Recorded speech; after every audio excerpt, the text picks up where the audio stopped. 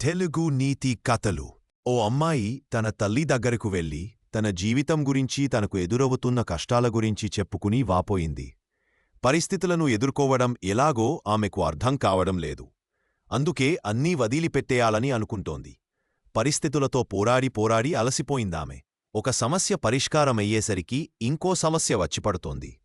తల్లి కూతురిని వంటింట్లోకి తీసుకువెళ్ళింది. 3 పాత్రలలో నీళ్లు పోసింది.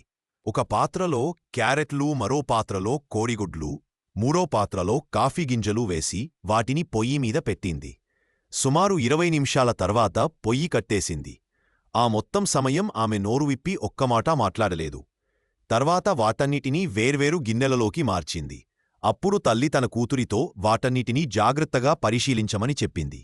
కుమార్తె వాటిని చూసింది.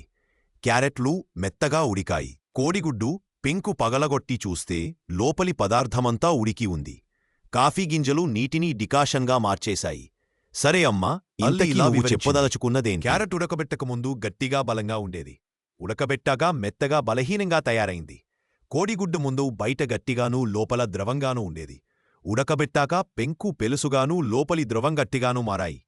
ఇంకా కాఫీ గింజలు తమను మరగపెట్టిన నీటినే డికాషన్గా మార్చేశాయి. నీ సమస్యలీ నీ తలుపు తట్టినప్పుడు నువ్వు వల్లా స్పందిస్తారు? నువ్వే ఆలోచించుకో. క్యారెట్లా మామూలు సమయాల్లో దృఢంగా ఉండి వేడి తగలగానే, అంటే సమస్య రాగానే మెత్తబడిపోతానావా? కోడిగుడ్డులోని ద్రవంలా ముందు బలహీనంగా ఉన్న ఒక సమస్య వచ్చినప్పుడు గట్టిపడతావా? లేకపోతే తనను వేడెక్కించే నీటికే ఓ కొత్త రుచిని, సువాసనని ఇచ్చే కాఫీ గింజల్లా నీకు సమస్య కలగజేసే పరిస్థితినే మార్చేస్తావా? ప్రతికూలతలను నువ్వు ఎలా ఎదుర్కొంటావు? క్యారెట్లాగానా, గుడ్డులాగానా, లేక కాఫీ గింజల్లాగానా? అడిగింది తల్లి. మీరు కాఫీ గింజల్లా ఉంటే కఠోరమైన గడ్డు పరిస్థితులను సైతం మెరుగ్గా మార్చేసుకోగలరు.